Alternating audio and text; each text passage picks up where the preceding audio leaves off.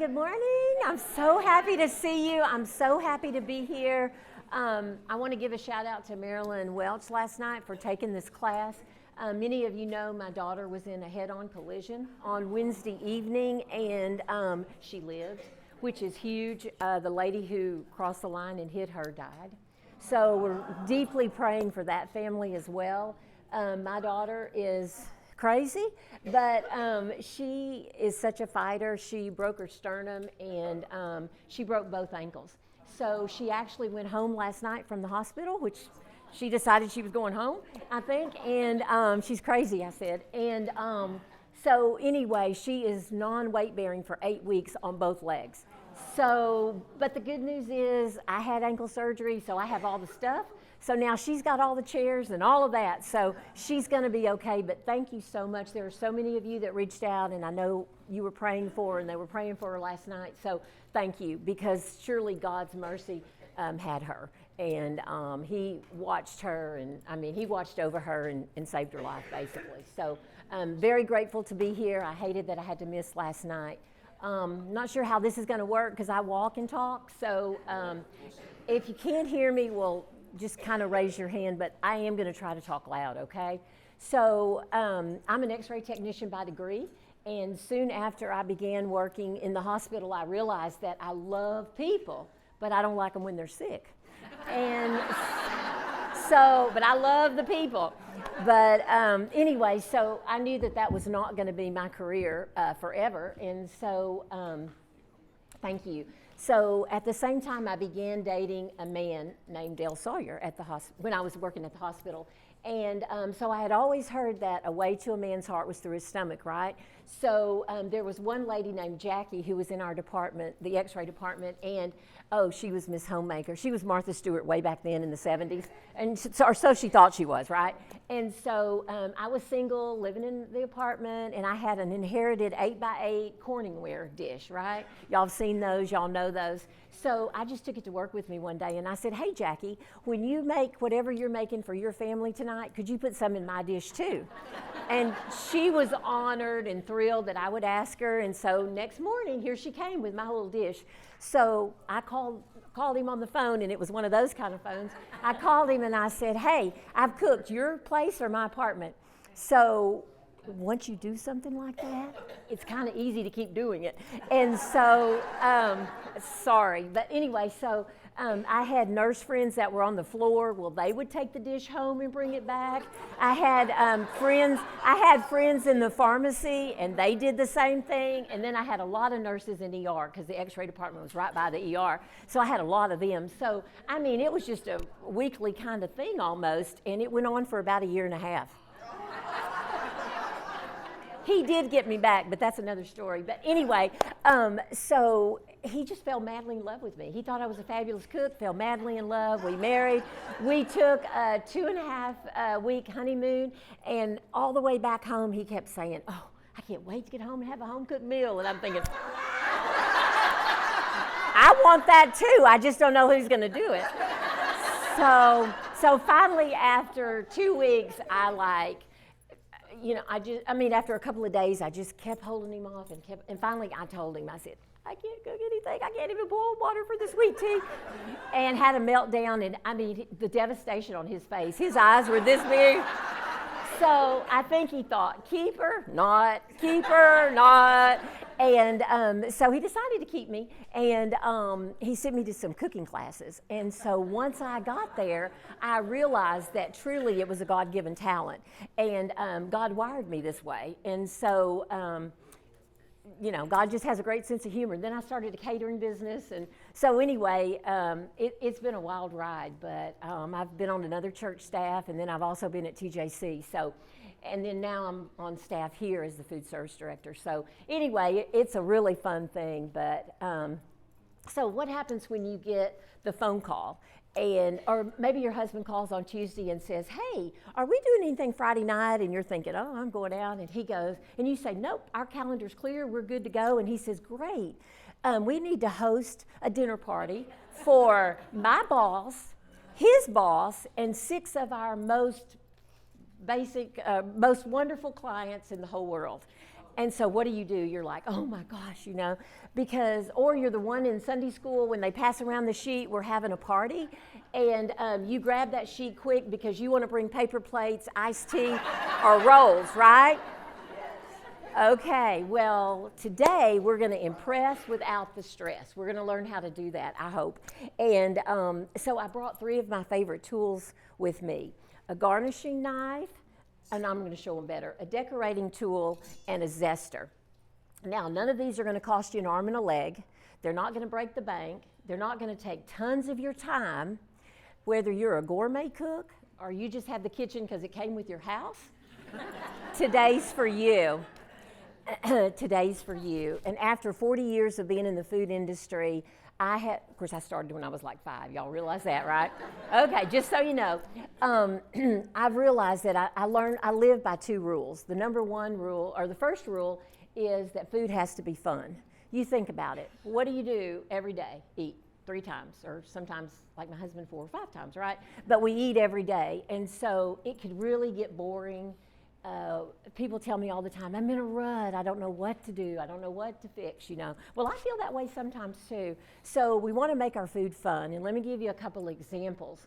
Say you're going to make pancakes, okay? You're going to use your griddle that you've always used, you're going to use the batter you've always made, but do them in a shape, do them in a heart. Instead of doing them round, do them in a square, do them in a rectangle, do them in a Mickey Mouse. Those are really easy to do for the kids.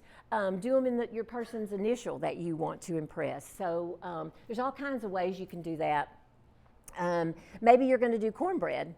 Same cornbread mix you always make, but do it in a waffle iron instead. It looks really cool and it's kind of different. Let me see what else I have here. I'm going to have to put my glasses on. I like to do, and I'm going to try to do this today. This is kind of pitiful. I've been out of town for 2 days, right? So I grabbed these brownies. I usually make brownies, and they're really good. But say you make brownies, or say we're going to buy them. But brownies always look like this. Well, I'm not talking about the little designs on them. I'm talking about the shape, okay? They always look like a square, rectangle, whatever. Okay. Cut them in a triangle. It's still the same brownie, it's still your recipe, you're not doing anything different there. And then I like standing things up. These are kind of small, and I'm sorry, but look how cool that is. It's still one brownie, it's one cut, and you stand them up. We serve them like this a lot here at the church and for different things. So that's another thing you can do. Also, I love to take little cookie cutters, like hearts, a lot of Christmas ones, out, the candy cane, the tree, all of that. Get you a little square of cheese and cut it like that. Cut the cheese in a shape. That is so much fun. The kids love it. It's fun just on the plate as something just a little different. It didn't cost you tons. It's just a little piece of cheese, but it's served in a little different way. Not only can you, so start thinking about how you can do the same food that you're doing, but just serve it differently. That's what really makes a difference. And people are like, wow. I mean, if I give you this brownie, you're happy. Oh, wow, I love a brownie. I love a brownie. If I give you this brownie, wow, you did something extra. Oh, yes, it took forever. Absolutely, I did, just for you, Robin. Or Trish, wherever Trish is, just for Trish. So anyway, and then, okay, so you're kind of starting to think about your food differently. Think of different ways to serve it. I love to do ladies' luncheons in a little hat and put their food in there, hats off to spring. It's fun like that. You can use your Christmas tin. Everybody takes the Christmas tin home. Bunko groups or Mahjong groups, that kind of thing. They love little things like that. Flower pots are fun in the center of the table. Baskets. There's just all kinds of things you can do. You don't just have to give them a plate. You can start thinking of different ways to give them things. The second rule is we eat with our eyes. We have to realize we eat with our eyes. And so we want it pretty and we want it interesting. We want it colorful. We just want it to look different than everything else and everybody else's party. You go to a lot of the same things, and of course you want your stuff to look different than somebody else's, right? Picture a china white china plate or paper plate, white paper plate. I can't believe that came out of my mouth. China plate. I love China. I would use paper if it would go in the dishwasher, but it doesn't go in the dishwasher, so I don't use it. So you have a white China plate, you have white rice, white mashed potatoes, no gravy, or you could put white gravy on it, and a white chicken breast that looks kind of dry. So I appreciate you fixing lunch for me, but it's not that appealing necessarily. Or the other way, what if you had a plate and you had a brown piece of meat, brown gravy, brown something else, and lots of something burnt? Well, that's not that appetizing either, right? So, well, a whole plate of chocolate we're okay with, but we're not talking about chocolate today. So start thinking of how you want it to look. How you want people, wow, she's got some red in here. Oh, this green looks so good. So stuff like that. We use the colors, red, greens, yellows, oranges. All of those can be added to make your plate pretty, make your presentation pretty. We also want to think in textures, and that's why I love the garnishing knife. This one, I think, came from Pampered Chef. I don't sell anything like that, Pampered Chef or what. This one is my favorite, and when you go to estate sales and you go to the kitchen and they've pulled out one drawer, 9 times out of 10 you're going to find one of these, because nobody ever used it, nobody knew what to do with it, and they've just chunked it. They don't know how great this thing is. But let me just give you an example. So we're going to cook zucchini tonight, let's say, and kids love this too. Okay, so you're coming to my house, and I'm cooking dinner for you. So it looks like I really put in a lot of effort, right, to do this one as opposed to this one. There's nothing wrong with this one, but look at this one, okay? And so you're like, oh yeah, it took me forever. See those little ridges in there? They never know it was this. They never know. And just because it's all y'all know how liquid gold or gold this is, right? An egg, right? Does anybody even see an egg anymore? They're so expensive, aren't they? Okay, and I'm going to take the yellow out just so you can see it a little better. But say you're going to do deviled eggs for an event.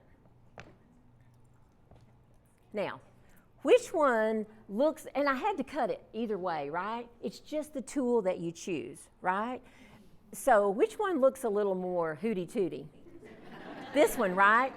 And I promise you, people will pay you a lot more for this one than they will this one in a catering business. If anybody wants a catering business, talk to me. But this one is a lot more impressive. Same, you can do your carrots this way. Well, they've got egg all over them.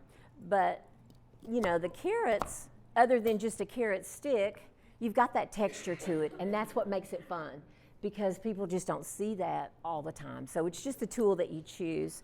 One other thing I want to show you, I love doing this. So we want celery, right? So we're going to serve a celery stick, right? Everybody's had celery sticks. You can buy them in the store. You don't have to do anything to them. They're great. Look at my celery sticks. These are so simple to do. So simple to do, but look how fun they are. They're kind of frilly, they're kind of hooty-tooty, and people think, wow, you knew I was coming. You did something really special for me. And it's no big deal. It's just a knife and a celery stick, and how you do it is you start with celery, and you go down this way on the end, and then you turn it and go the other way. You go down this way, and then you turn it and go the other way. Throw it in ice water, that's it. It took me 2 minutes last night when I got home from Round Rock to do that. 5 minutes. Threw it in the ice water and pulled them out this morning. You don't have to do it. Now, this isn't something you do when your guests are coming. This is something you do on Monday for Friday weekend, because they'll keep forever. But look how fun they are, you know. So there's just different ways. It's still celery, it's still same celery, but it's different ways to do it. Yes. You don't.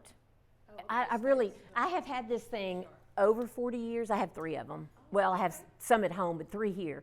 And I've never sharpened them. And I've had them over 40 years. About 40 years, probably. Yeah. Mm-hmm. So now I don't know about the newfangled ones.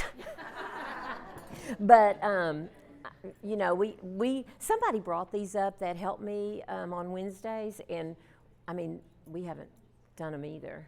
We haven't had to sharpen them either, so I think they're okay. My second tool that I love is called a decorator tool. And this is what I call this the showstopper.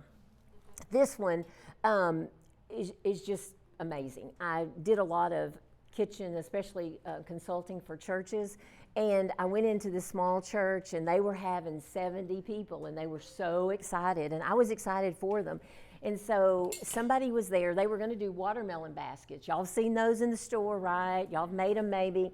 So they had it out on the counter, and there were 6 of them around, and they were just really, so somebody had a ruler. This is no lie. Somebody had a ruler and a Sharpie, and they were measuring that watermelon, and then somebody turned it, and they went around that whole watermelon.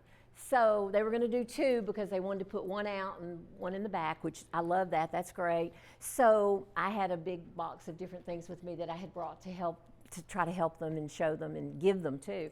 And I said, can I do the next one?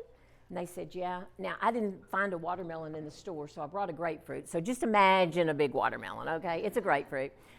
Literally, you do this all the way around the thing. No drawing, no ruler, no marker. And you're done. And see how pretty it is on the top? Now, you can do it with oranges too.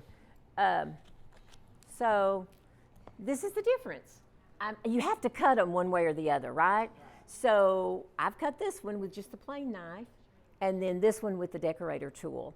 And then of course you scoop it out. If you're doing watermelons, this is one of my pet peeves. When you scrape it all out and you're gonna put your fruit in, don't just throw it in. That's the easy way, that's the lazy way. That's not the catering way, okay? You want to bank it up, so to speak. So say we're going to do watermelon, okay? So I'm going to put my watermelon here. We'll kind of put my hand here. Then let's have green grapes. Green grapes next to the red. Then let's have some cantaloupe. Cantaloupe next, and then strawberries. So when Trish walks up there, she says, oh, I love strawberries. So she gets her some strawberries and green grapes. I'm allergic to watermelon or whatever. So you know exactly what you're getting. You watch people and they're just fishing through. I don't know what they're looking for, something better, I guess. There's something better down here that I want to have. So anyway, that's kind of my pet peeve with that. You can also do cantaloupe. I love doing cantaloupe, and then do it in force and do your chicken salad on it. Really a nice presentation. So that's what that tool is. And then the last tool that's my favorite is the zester. Now, the zester, you're not going to use it that much, okay? And what happens? You read a recipe and you've put in 2 cups of flour, and for me, 4 cups of sugar and 10 cups of butter. Everybody knows I love butter and sugar around here. But the zest is only a teaspoon to 1 teaspoon. So you think, that's nothing. Won't even taste it, don't eat it. Or you think, well, okay, I'm gonna make the recipe like it says. So what do? You get your cheese grater out, right? Oh yeah, I can do it on my cheese grater because I don't have a zester. So you get that cheese grater, your knuckles are half gone, and you've gotten all the white membrane, so it's bitter, right? The zester is not like that. And the thing is, you might even have to look at this later, but the ones you buy in the store are like, if they're supposed to be lemon, they look brown. So I'm not a big fan of those. They don't even smell like lemon or orange. So I like to just buy one and do it like that. And it's just very thin, but it makes all the difference in the world. And of course, I'm in the little things make a big difference business. That's the business we all should be in, right? Doing little things for other people, right? And so I do it with food. And so it's very important to do, to just, even though it seems very insignificant in the recipe, it really makes a big difference. So now that we are just really into our food and we're thinking about colors and all of that, what do we do with it? What do we do with it? So I want to talk to you about how to set our tables, or how to make our tables look nice. So I know people have seen this. Does anybody know I have all of this foil here? Anybody want to guess? No, it's not a placemat. Close. It's not a placemat. So when I had my catering business, we had a big cake business, and we did a lot of weddings. I only took 3 a weekend. And so this one particular wedding, or weekend, it was in June when everybody wanted to get married. So I was catering at one, and my assistant guy had a group. He was at another one, and then there was one that just wanted this little bitty cake for her sister. The wedding was out in their yard, and she just needed this little cake. So I said, sure, I can make you a cake, and I'll drop it off. So I got there and had the cake, and that was when you put flowers on all the cake. So I did all of that, had it on a little table. Well, I looked over, and this is what her other table looked like. And I said, wow, that's interesting. What's going on this table? It's just foil sheets all over the table. And she said, well, those are my trays. So I said, really? And she said, yeah. So literally, she was going to put just everything on these foils. Well, I just felt so bad for her, so I got in my van and I went back and I brought her trays, right? Of course, that was in the 80s, and she's way ahead of her time because we're putting everything on tables, right? You look on Facebook, you look on Pinterest, everybody's doing every kind of bar on the table. You're doing taco bars, breakfast bars, cereal bars, salad bars, chili bars, you name it, you're doing it. And I'm a big fan of that, but when you do that, we really want to think of elevate and stand things up. You know, I like the brownies standing up. I like a lot of things standing up on tables. So that's what you want to think about. So we're not using the foil anymore. We're not using that. We're going to spruce up and get a little bit. But I want to just show you some different ideas that you can do on your table. Okay, so first of all, let me tell you, what about a TV show and the big star of the TV show, and of course my mother used to watch soap operas. It always happened in a soap opera, but the big stars laying there in the hospital bed and, you know, their beautiful makeup, not a hair out of place, and they have those things up their nose, oxygen things up their nose, and they're laying there, and all of a sudden the monitor goes, beep, and what is that? Straight line. Of course, you have to wait till next week to see what happens to them, but you know all week they've died, right? Or they're dying, something. So that's what that table looks like with all that foil on it. Or say we don't use foil, but we actually use plates and trays. That's what your table looks like. Beep, straight line. So I don't want your tables to look like death, okay? So we're gonna talk about some things. Okay, so, and a lot of this, you'd be surprised, you probably have some things at home, really. I mean, you probably have it at home. I'm not saying, remember I said it's not going to cost us an arm and a leg. You don't have to run out and buy everything. Now, if you need to tell your husband that I told you to do that, that's fine.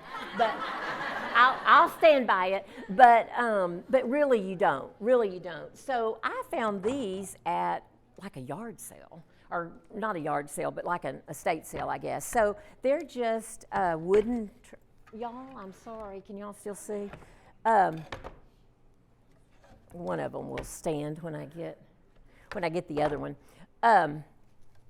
So when Brother Sam's son married, we did the catering for it, and we used these. And they had like chips and stuff or something, I don't know.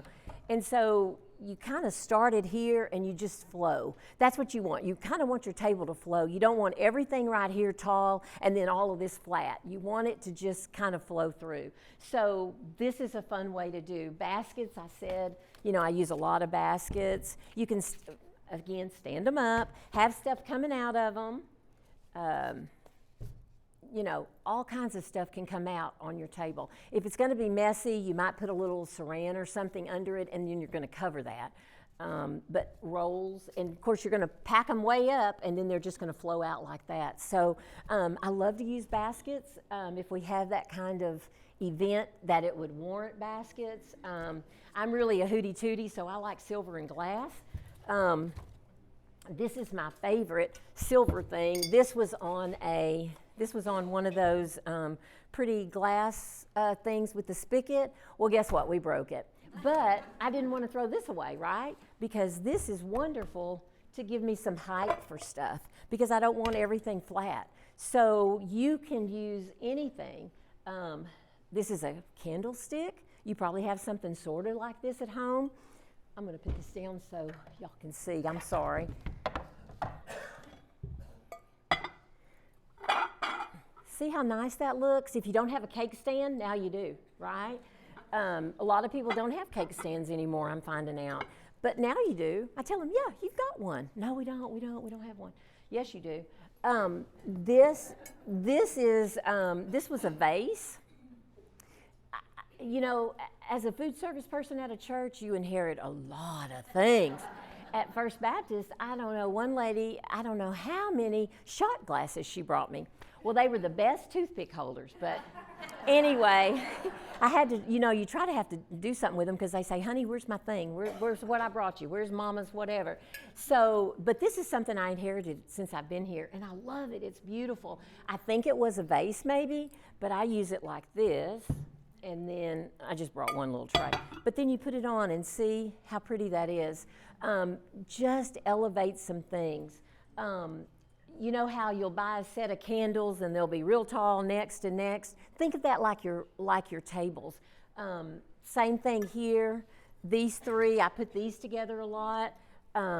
This one I could fill with, say, berries or cranberries or oranges, or whatever, not oranges, they're too small, but I put different things in, the little beads things, you know, these. I like these things. I'm kind of gaudy, so I like these kind of things. They look pretty in here, but if I want some color like cranberries or something like that, candy, I love candy. So these three things look good with different things on them. You can even cascade it down. You can have something coming off here, then it looks like it's rolled here, and then it's gone there. So we're giving it height, okay? This one, you know, there's just all kinds of little things. And I promise you, if you go home today, you're going to find some things similar to these that you can start decorating with. I love square, too. You don't have to have everything round. This is a candle holder. I'm sorry, this is flowers came in a vase. This is just a little fruit jar, and the Mom Squad girls stuck all these on there. It's a ball jar, but isn't that cute? And so every season I get everything that they had that season. So they help me in my closet a lot, but just something like that. They hot glued these on and decorated this jar, and you can stick, you know, things in it. You could, you know, stick different things in it. And this, of course, is a planner. If you're doing a wedding that you need pink, put stuff on this. This really was what a flower was in. I haven't used it in a long time. I haven't cleaned it. Okay, let me talk to you about one other thing. This is a Jell-O mold. Again, this is Tupperware. I'm not selling it. Maybe you know somebody who is, but I love these. And so what I've done in this is our pecan cheese tart, and everybody loves it. If you haven't had it, you can eat it today and try it. It's really good. It's 4 ingredients plus the pepper jelly on top. It's easy to make. So I can make it in a flat pan like this, okay? It looks good. People love it. It's good. It's on a flat tray. It's flat. Or we can do it in the Jell-O mold and put it and elevate it up. So look how pretty that looks. So you want them both. So if there's something that you know is going to be popular, this is always popular. When I was going around speaking and selling cookbooks, I always made this because I was always going to sell cookbooks. So when you've got something like that, elevate that for sure. Make sure that's the thing that people are going to come in and go, whoa, what is that? And then they're going to love it. Vegetable dip, nah, not so much. Celery, carrots, not so much. But something that you know they're going to like, do it kind of fancy. Now, how many have made the 5-layer dip? It's in a 9x13 and it's the bean dip. Y'all made that? Yes? Yes? Okay. I make it in this. You won't believe how much more people will pay you for this. Not that everything's about money, of course, but you know, once you start kind of that thing, then you just always want to impress them, right? But think about it. Picture that dip, okay? You make it in a cake pan, a 9x13 metal cake pan, right? Or maybe a glass. Maybe you're going to use a glass one. I've never seen one in a glass one, but maybe you've done that. And so I come up to it, and the top is beautiful. You've got grated cheese and tomatoes, maybe black olives, whatever you want to put on it, right? Does everybody know the dip I'm talking about? It's bean dip, sour cream, and guacamole, and then the toppings, right? So you come up to it and you think, oh, I love this dip, and they dip into it. When it's layered, it's really impressive. So when you get one of these, or if you maybe already have one and you're gonna make it, you make it backwards. So that means you're gonna put your guacamole in first, your sour cream still in the middle, and then your bean dips on top, because guess what? You're gonna flip it, right? And then you just pop that and the thing just falls. It doesn't fall like, it falls just down, right? And so your guests can see the layers, and it's really impressive. So it's the same recipe that you've all been making for years, that we've all made. And we've all put it in the same pan, but I just think a little differently as far as how to put things.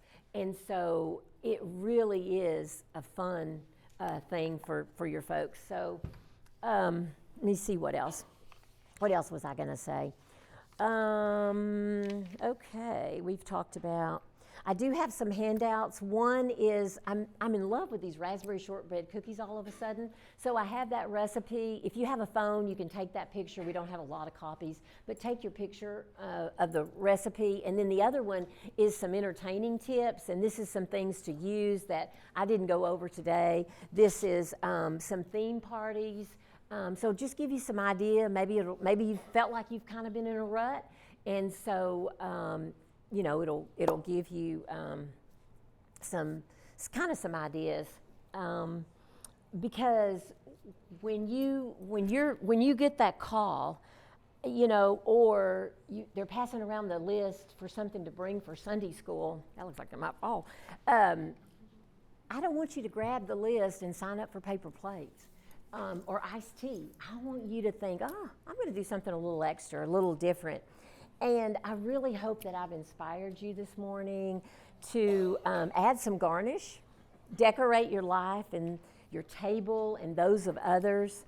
Add a little zest for your family and friends, because after all, you can impress without the stress. So we are giving, thank you. We are giving some cookbooks away as a door prize. So I think Presley, Paisley, where is she? Are we doing good on time? Yes. Okay. So I want to tell you the story of how my husband got me back. Because remember, I lied to him for all those years? So we married, right? And so I was really trying to learn to cook, right? And so it was kind of hard, really, to learn to cook. But anyway, I decided, of course, I love chocolate and I love desserts. So I decided that I would make him a cake. Of course, we're still newlyweds, right? This is like 2 weeks in, right? And so I made this chocolate cake, and it was a layered cake. And I mean, it was layered and it was iced. Of course, it sounds a little better than it really was. It was very lopsided, very lumpy. And then I got creative to kind of cover up the top. I crushed up peppermint and sprinkled peppermint all over the top. And so I was pretty impressed with it, even though it was a little like that. So when he came in from work, I told him I'd made it, and I cut him a big piece. He took a bite, and he said, "Oh, Teri, this is so terrible." And that's right, it's really terrible. And he had a St. Bernard dog, 180 pound. His name was Jake. And he said, "Teri, this cake is so awful, so terrible, that I promise you Jake will not eat it." And I said, "Sure he will." Of course, I don't think you're supposed to feed dogs chocolate, but we didn't know that at the time. This is the 80s, right? And so I was like, "Sure he will. He eats everything. His head's this big. He eats everything." So he said, "No, he's not going to eat it. He will not eat it. It's awful. It's putrid. It's awful." Of course, lucky for me, we're still in that newlywed stage. So he takes the cake out, and our house at the time had a ledge around the patio. He sits the plate of cake, the whole thing on the ledge. And Jake, we had a big yard, and Jake was at the very back of the fence, way back there. So he whistles for him, and I mean, here came Jake. He was just running. He got to that cake, and he went, like that. And I was like, oh my goodness. And he said, I told you. And so I said, yeah, so I kind of felt bad. Well, come to find out, Dill doesn't eat chocolate. He doesn't really like chocolate or peppermint. So that was already a big thing right there. But it was about a year and a half later, he told me, he said, well, I have to confess. And I said, okay. And he said, well, what had happened was when I put that cake out there, I had laced the whole thing with heartworm medicine. So that's why he didn't eat it. So we decided right then that we were even, because I had told him all of that I had cooked, and then he laced the cake with heartworm. So we decided that was a truce, and that was it. So anyway, Trish, will you draw some numbers? All right, we're going to give 6 books away today. Can you see it? Okay. Okay. I think I'm just going to call the last 4 if that works. 6431. Yay. Okay. Okay. I don't have them up here. They're back at that table. You got it? Oh, no, they're up here. I'm sorry. I'm sorry. I didn't know Candy was so on it. Okay. 6401. It's got to be this side. Oh, right there. Okay, let's shake them up so somebody on this side can get some. 6435. 6435. Yay! Somebody on this side. Okay, go ahead. How many you got? That's 3. Got 3 more.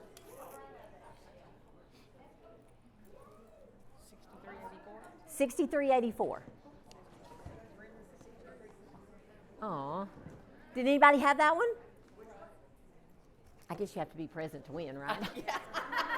You always want to know that, right? Okay, 6384. Going once? Oh, no, good, babe. Okay. 1, 2, 3, 4. Okay. So when did he suggest you take class in cooking? Pretty much after he decided to keep me. And that was within a few months? No, it was closer to that. It was probably, we started looking, the paper and trying to figure out, and it was probably a couple of weeks. And the first one I took was a microwave class of all things. Well, I'm like the queen of microwave. If y'all came last year, I did microwave cooking. I mean, I'm sold on it. My daughter thinks I'm killing her and she's going to die, but you know what? I don't think that. 6409. 6409. Oh, we got somebody. Okay. Okay, they're all 322 though, right? 6441. Is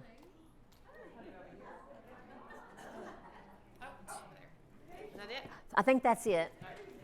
So the cookbook is, I wrote it just because everybody wanted my recipes, basically. And it's a good one. It's one you'll use. I know a lot of you already have it in here, but true story, my granddaughter, the mother who was in the wreck, her daughter, she's 22 now. Well, she went to church with us every weekend. She loved First Baptist downtown. So she'd go to church. Well, so the cookbook had come out, and she was probably about 5, I guess, or something, I don't know. And so we got ready to go to church, and she's in the back seat, and she's got the cookbook under her arm. So, so we got it ready to get out, and she's got the cookbook. And I said, Macy, leave the cookbook in the car. And she said, this is my Bible. Well, so, part of me wants to think, well, yeah, but the other of me is like, now, Macy, that's not the Bible, that's not God's word, blah, blah. Well, I'm carrying it. So everybody, she went in on the sidewalk, it's a long way up there. Everybody, this is my Bible, this is my Bible, this is my Bible. So she gets into class, she tells them all this is her Bible.